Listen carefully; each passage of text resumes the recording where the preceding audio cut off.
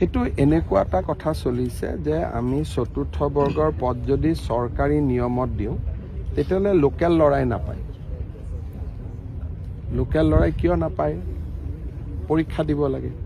গতিকে তাকে লৈ গাঁও চহৰবিলাকত স্থানীয় ল'ৰাবিলাকে আপত্তি কৰে।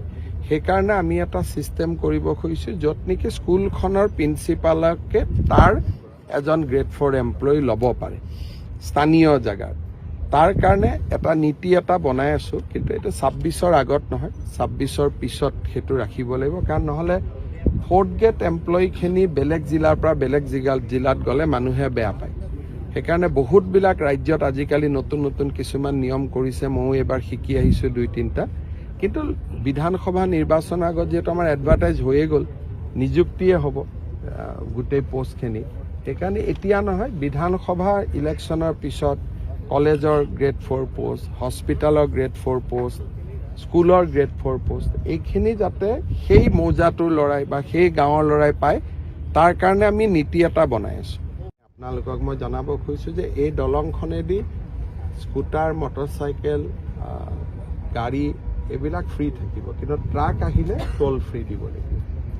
অকল ট্ৰাকৰ কাৰণে আমি এইকাৰণে টোল ফ্ৰী ৰাখিম যাতে মহানগৰীত বহুত ট্ৰাক সোমাই পেলাই মহানগৰীৰ পৰিৱেশটো বেয়া নকৰে। সেইকাৰণে ট্ৰাকটো টোল দি ট্ৰাক সোমাব, কিন্তু গাড়ী, মটৰচাইকেল এইবিলাকত কোনো চিটি বাছতো টোল নালাগে। কিন্তু যদি নাইট ছুপাৰ আহে তে লাগিব। মানে যিখিনি সৰ্বসাধাৰণ মানুহ অহা যোৱা কৰে তাতে টোল নালাগে।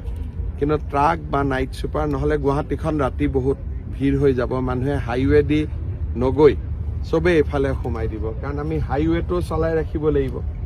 গতিকে সকলোৱে ভাবিব যে এইফালে ওলাই যাওঁ। সেইকাৰণে পাণবজাৰ, ফাঁচী বজাৰ নতুন এটা যান-জঁট হ'ব। সেইকাৰণে ট্ৰাক বা নাইট ছুপাৰ এইবিলাকৰ ক্ষেত্ৰত আমাৰ টোল থাকিব, কিন্তু বা আমাৰ নৰ্মেল বাছে হওক বা আমাৰ 4চকীয়া বাহন, 2চকীয়া বাহন এইবিলাক বিনামূলীয়া।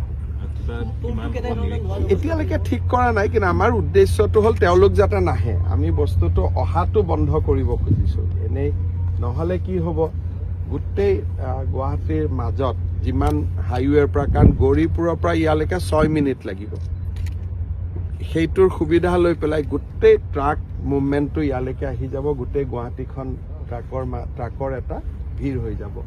আৰু ৰাতি বোলে নহয়, ৰাতি আহক, ৰাতি হ'লেও বহুত স্পীডত সোমাই আহিব, যান বাহন এক্সিডেণ্ট বাঢ়িব। সেইকাৰণে আমি ঠিক কৰিছোঁ যে ট্ৰাকটো আমি সোমাবৰ কাৰণে এটা ফিজ কৰি দিম, যাতে ফিজটো অলপ বেছিকৈ কৰি দিম, যাতে তেওঁলোক আহিব নোৱাৰে। কালেকশ্যনটো উদ্দেশ্য নহয়, উদ্দেশ্যটো হ'ল যে ফিজটো যাতে